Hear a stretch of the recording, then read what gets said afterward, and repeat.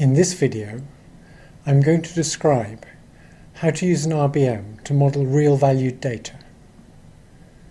The idea is that we make the visible units, instead of being binary stochastic units, be linear units with Gaussian noise.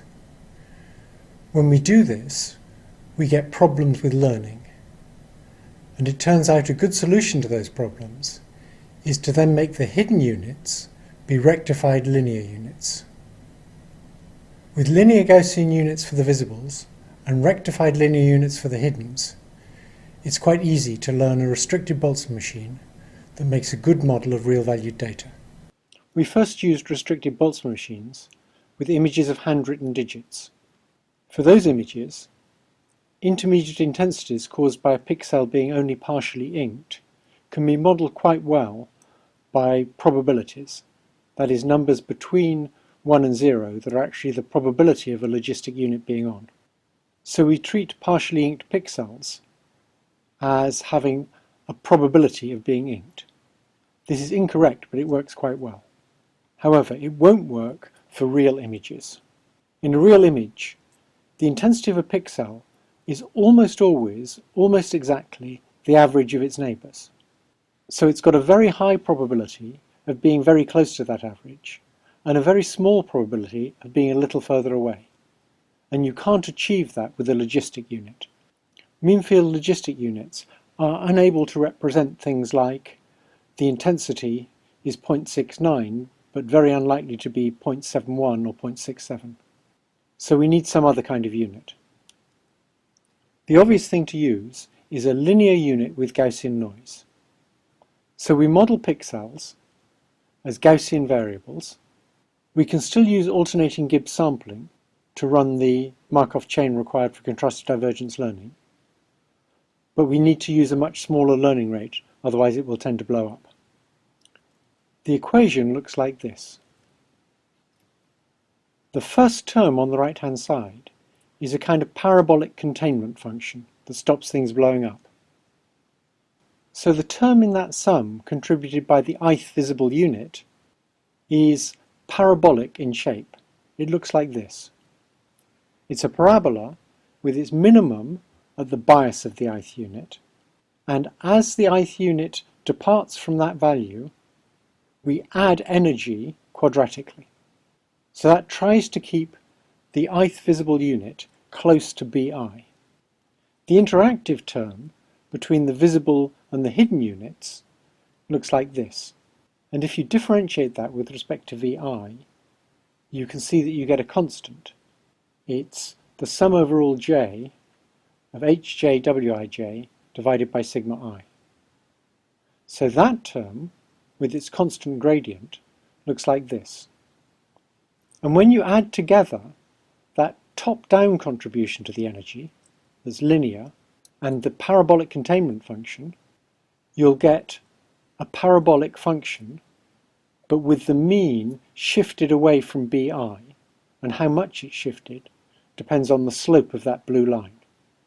So the effect of the hidden units is just to push the mean to one side.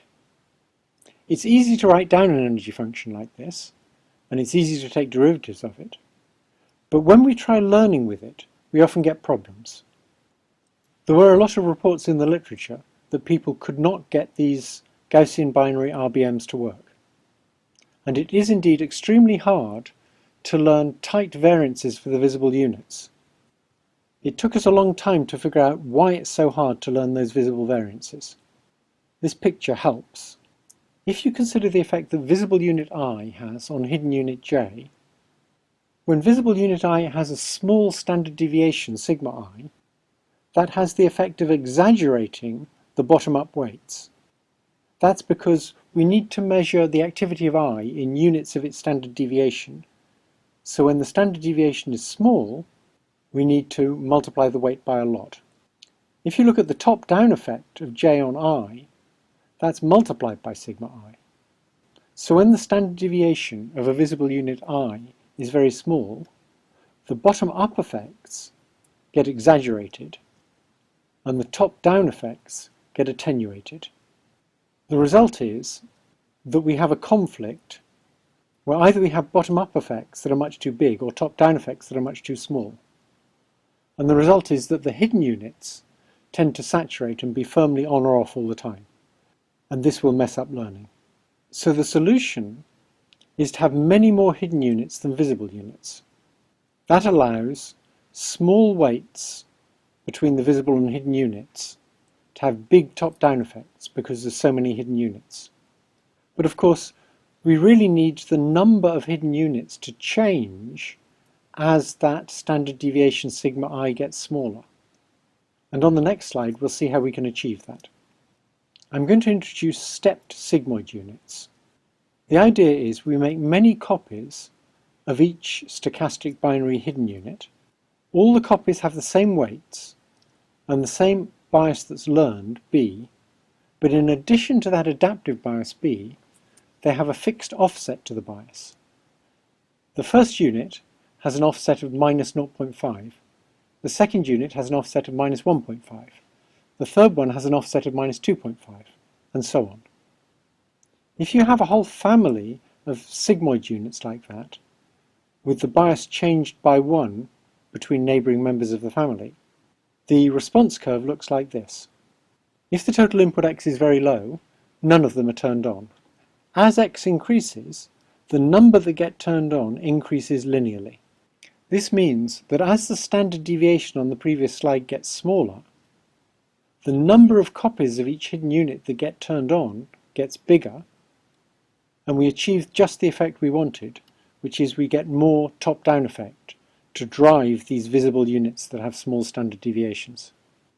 Now, it's quite expensive to use a big population of binary stochastic units with offset biases, because for each one of them we need to put the total input through the logistic function.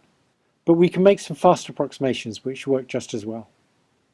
So the sum of the activities of a whole bunch of sigmoid units with offset biases, which is what's shown in that summation, is approximately equal to log of 1 plus e to the x, and that in turn is approximately equal to the maximum of 0 and x, and we can add some noise to the x if we want. So the first term in the equation looks like this, the second term looks like that, and you can see that the sum of all those sigmoids in the first term will be a curve like that. And we can approximate that by a linear threshold unit that has a value of 0 unless it's above threshold, in which case its value increases linearly with its input. Contrastive divergence learning works well for the sum of a bunch of stochastic logistic units with offset biases, and in that case you get a noise variance that's equal to the logistic function of the output of that sum. Alternatively, we can use that green curve and use rectified linear units.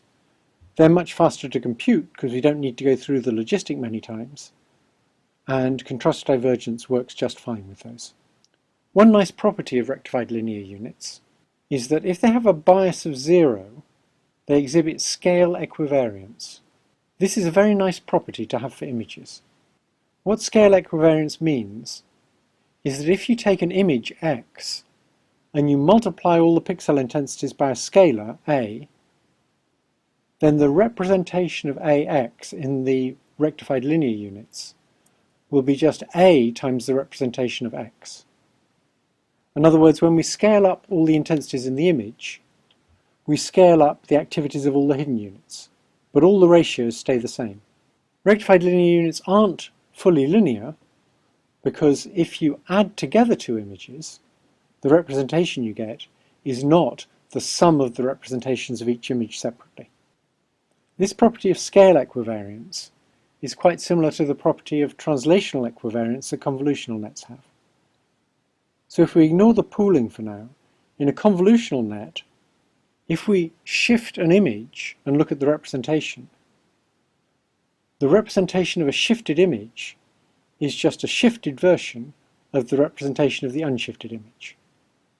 So in a convolutional net without pooling, translations of the input just flow through the layers of the net without really affecting anything. The representation at every layer is just translated.